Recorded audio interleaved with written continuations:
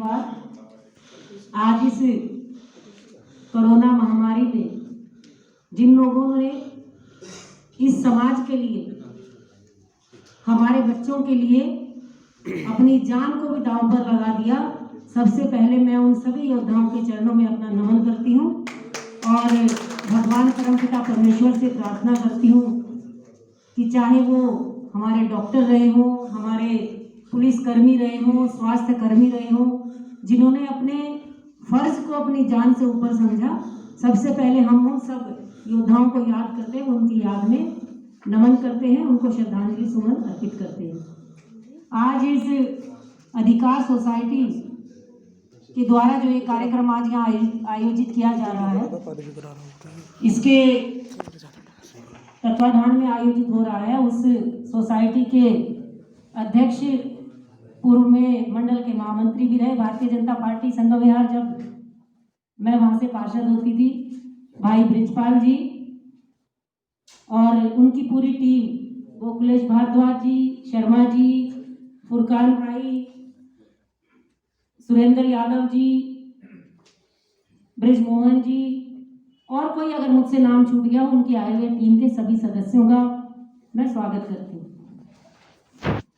मंच पर विराजमान भारतीय जनता पार्टी के बहुत ही वरिष्ठ नेता, कार्यकर्ता, आंदोलनकारी नेता, ऐसे हमारे आदरणीय विधायक भी रहे। जिस जगह पर हम बैठे हुए हैं, जब देवली विधानसभा होती थी तो ये उसका हिस्सा होता है, साकेत विधानसभा का नाम था।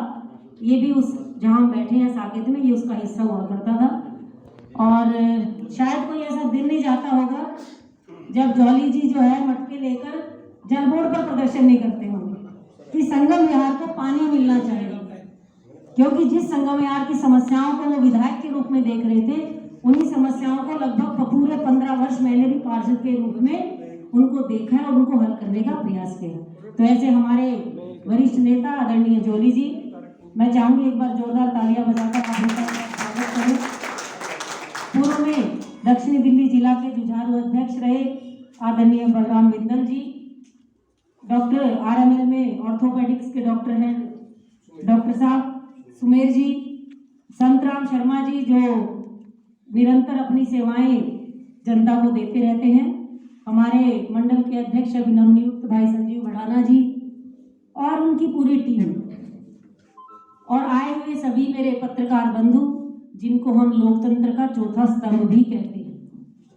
इस देश में, दुनिया में क्या हो रहा है, ये अगर हमें अपने घरों में बैठकर पता लग जाता है तो उसका श्रेय आप सब पत्रकार बंधुओं को जाता है। मैं आपका भी बहुत बहुत स्वागत करती हूँ, अभिनंदन करती हूँ। कई अन्य संस्थाओं से मेरी बहन सलमा जी भी आई हुई अपनी टीम के साथ, जो कि लगातार समाज सेवा के कार्य में लिप्त हैं। पूर्व में मंडल के अध्यक्ष रहे आदरणीय दिलावर जी भी हमारे बीच में है। मैं आपका भी बहुत बहुत स्वागत करती हूँ, अभिनंदन करती हूँ। साथियों, अभी बलराम जी ने बहुत विस्तार से हमें बता दिया और मुझे लगता नहीं कि कोई बहुत कुछ कहने की आवश्यकता है, लेकिन अगर सही मायनों में हमें कोरोना को हराने में जो मदद की है, मैं सैल्यूट करना चाहती हूँ उन पुलिस कर्मियों को, उन मीडिया के बंधुओं को, उन सफाई कर्मियों को, और सबसे ज्यादा नमन मैं करना चाहती हूँ अस्पतालों में कार्यरत उन डॉक्टर्स को, जिन्होंने अपनी जान की परवाह ना करते हुए, अपने बच्चों की जान की परवाह ना करते हुए, वो निरंतर दिन रात मरीजों की सेवा में लगे रहे। और कई हमारे ऐसे साथी डॉक्टर, वो सेवा करते करते उन्होंने अपने प्राणों को न्यौछावर कर दिया इस देश की रक्षा को करते हुए। एक वो योद्धा है जो सीमा पर रहकर देश की रक्षा करते हैं। जब कोई ऐसा ही विपदा आती है देश पर तो सामरिक विषय होते हैं। और लेकिन ये भी जैसा बलराम जी बता रहे थे, जो एक कोरोना महामारी आई, ये भी किसी विश्व युद्ध से कम नहीं थी। शायद ही विश्व के इतिहास में ऐसा पहले कभी हुआ हो, मेरी जानकारी के मुताबिक जॉली जी, कि जब इस संसार में ट्रेन बंद हुई हो, जहाज बंद हुए हो, हर चीज जो जहां थी वहीं की वहीं थम गई। ऐसा कभी नहीं होता। जब आपातकाल होता है तब भी जो यात्रा है वो चलती रहती है, लेकिन ये बीमारी ऐसी थी, जब हम अपने घरों में डर डर के अंदर रहते थे तो वो डॉक्टर जो 2-2 महीने 1.5 महीना अपने परिवार से नहीं मिल पाते थे, लेकिन क्योंकि जब डॉक्टरी हम पास करते हैं तो एक कसम खाते हैं, हम प्रण लेते हैं, तो वही कसम उनको याद आई और उन्होंने कहा कि चाहे हमारी जान चली जाए लेकिन इस देश का एक एक नागरिक की जान सुरक्षित रहनी चाहिए। जब तक हम हैं तब तक किसी भी मरीज की सेवा में कोई कमी नहीं होने दी जाएगी।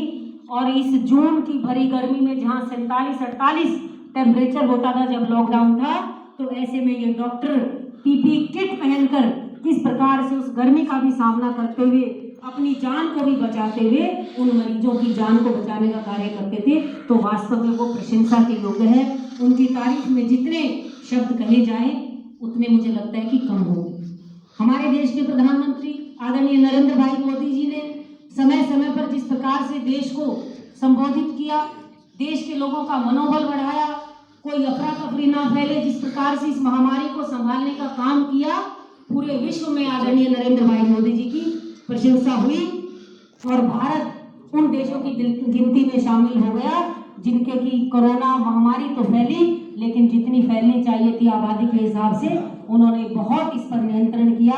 इसके लिए हम अपने प्रधानमंत्री नरेंद्र भाई मोदी जी का भी आह्वान करते हैं, उनका धन्यवाद करते हैं। और आज एक बार फिर से कहीं ना कहीं एक स्थिति, खास तौर पे हम दिल्ली में बैठे हैं तो दिल्ली में स्थिति थोड़ी सी निरंतर खराब होती जा रही है।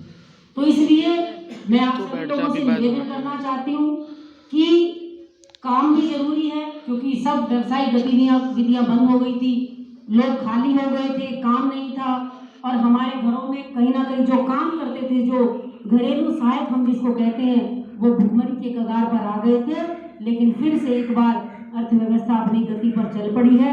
हमें अपने स्वास्थ्य का ध्यान रखते हुए, दूसरे के स्वास्थ्य का ध्यान रखते हुए, मास्क, जब जैसा कि प्रधानमंत्री जी ने कहा कि मास्क है जरूरी, 2 गज की जरूरी और मास्क पहनना भी है अत्यंत जरूरी, हमें उसका पालन करना है।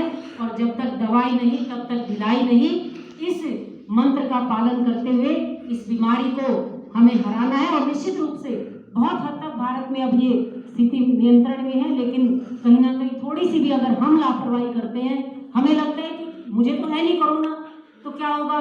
तो हम जब सार्वजनिक स्थानों पर जाते हैं और हम जाते हैं और कहीं ना कहीं ऐसे लोगों के संपर्क में आते हैं, हम घर आते हैं, तो हम भी उस बीमारी की चपेट में आ जाते हैं।